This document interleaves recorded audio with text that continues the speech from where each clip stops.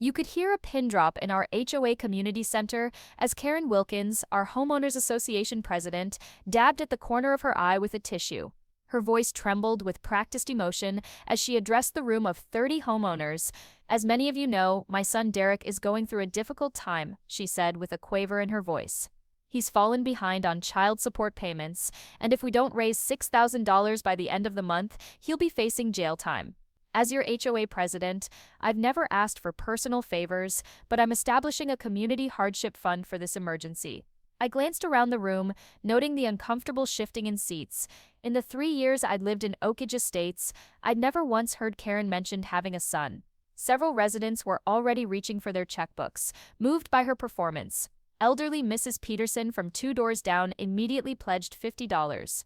I'll be collecting donations personally, Karen continued, her voice suddenly stronger as she spotted the open wallets. Cash is preferred to avoid processing delays.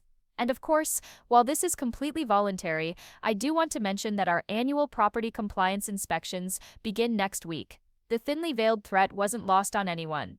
Karen's infamous clipboard inspections had resulted in thousands of dollars in fines for everything from improperly stored garbage bins to unapproved mailbox designs. I felt my jaw tighten as I watched her work the room collecting cash and checks with remarkable efficiency. I might have let it go like everyone else, if not for what happened 3 days later. I was trimming my hedges, exactly 4 feet tall as specified in the HOA bylaws, when Karen marched up my driveway with her infamous clipboard. Your garden gnome exceeds the permitted lawn ornament height by 2 in, she said without preamble. That'll be a $100 fine. Oh, and I noticed you didn't contribute to Derek's fund the other night. Such a shame when neighbors can't support each other in times of need. I wiped sweat from my forehead and studied her carefully. I'd be happy to contribute, Karen. Could I perhaps meet Derek sometime? Maybe there's a way I could help beyond just money. Her smile faltered for just a moment. He doesn't live locally. Military service. Very hush-hush. Now about that. Fine, I'll take care of it, I assured her. And I'll think about the donation. What Karen didn't know was that before becoming a software developer and moving to the suburbs, I'd spent 8 years as a forensic accountant. Something about her story triggered my professional skepticism. The vagueness about her son, the cash-only collection, the connection between donations and avoiding fines, it all felt wrong. Over the next 2 weeks, Karen's Derek Fund became the talk of the neighborhood. She collected nearly $4,000, according to Mrs. Peterson, who donated 3 more times after receiving violation warnings on her front door. Meanwhile, I'd been doing some digging of my own. Public records showed Karen had never declared any dependents on property tax forms. Her social media history going back 15 years showed no mentions of a son, despite hundreds of posts about her 3 cats. Most damning of all, when I casually mentioned to our community's longest resident that I was hoping to help, young Derek, he looked completely confused. Karen has a son. In all the 20 years she's lived here, she's never once mentioned a child. Are you sure? I decided to push things further at our next HOA meeting. When Karen announced that Derek's situation had worsened and he now needed another $2,000, I raised my hand. I'd like to help Karen, but my company requires documentation for charitable donations. Could you provide Derek's full name and perhaps the case number for his child support situation for tax purposes? Her face flushed crimson. That's private family information, she said, with an aggressive edge. And quite frankly, questioning my integrity as your HOA president is deeply offensive. Perhaps we should discuss the unregistered bird feeder in your backyard instead. Whispers rippled through the room. I noticed several neighbors exchanging glances, doubt beginning to spread. Karen must have sensed the shift because she quickly moved on to other business, but not before I spotted her glaring at me with undisguised hostility.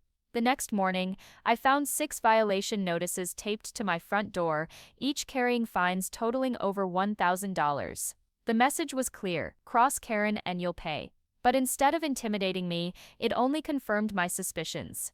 I decided to contact Sarah Chen, a local reporter known for her investigative work on community corruption. I laid out everything I'd found, or rather hadn't found, about Karen's mysterious son. Sarah was intrigued enough to dig deeper into Karen's past. What happened next moved faster than I could have anticipated. Sarah discovered that Karen had never given birth. According to county records, she had no adopted children either. There was simply no Derek Wilkins in existence connected to our HOA president. The real breakthrough came when Sarah convinced Mrs. Peterson to wear a recording device during her next donation. The footage was damning. Karen explicitly stating that without another $100 contribution, she would be forced to fine Mrs. Peterson for her non-compliant rose bushes. "I'd hate to see you lose those beautiful flowers," Karen said with a predatory smile. "They'd need to be removed within 48 hours of citation. You know, so much easier to just help Derek out, don't you think?" When the story broke on the local news, complete with the hidden camera footage, our quiet subdivision exploded with outrage. Neighbors came forward with similar stories, revealing that Karen had collected over $15,000 for her fictional son's non-existent child support problems. The emergency HOA board meeting that followed was absolute chaos. Karen arrived wearing designer sunglasses and clutching a statement from her lawyer, but nobody was listening. As vice president of the board, Roger Wilson called for an immediate vote to suspend Karen pending investigation. The motion passed unanimously, with even Karen's longtime allies abandoning her. "This is ridiculous," she sputtered as her HOA badge and community center keys were confiscated. "I've kept this neighborhood pristine for 12 years. Who's going to make sure everyone's holiday decorations are regulation size now?" But Karen's problems were just beginning. The next morning, as she was leaving for work, 2 police officers approached her in the community parking lot. "I happened to be walking my dog nearby and witnessed the entire scene." Karen Wilkins, one officer asked, "We have a warrant for your arrest on charges of fraud, extortion, and falsifying documents." Her face went white as the handcuffs clicked into place. "This is all a misunderstanding," she protested as neighbors emerged from their homes to watch. "Derek really needs that money." "Ma'am," the officer replied calmly, "we've confirmed you don't have a son named Derek or any children at all. You're being charged with 7 counts of extortion and 18 counts of fraud." As they led her toward the police cruiser, Karen spotted me standing with my dog. "You," she shrieked. "This is all your fault. I'll make sure you never plant unapproved perennials in this neighborhood again." The preliminary hearing revealed the full extent of Karen's scheme. She had collected over $20,000 in hardship donations over the past year alone, using various fictional family emergencies. The judge denied bail, citing her ongoing pattern of deception and intimidation. When the verdict finally came down 6 months later, Karen received 4 years in state prison and was ordered to pay restitution to all her victims, plus a $50,000 fine. As she was led from the courtroom, she turned to glare at the assembled neighbors who had testified against her. "My landscaping was always perfect," she hissed with tears streaming down her face. "And none of you even used the correct HOA-approved mailbox flag color.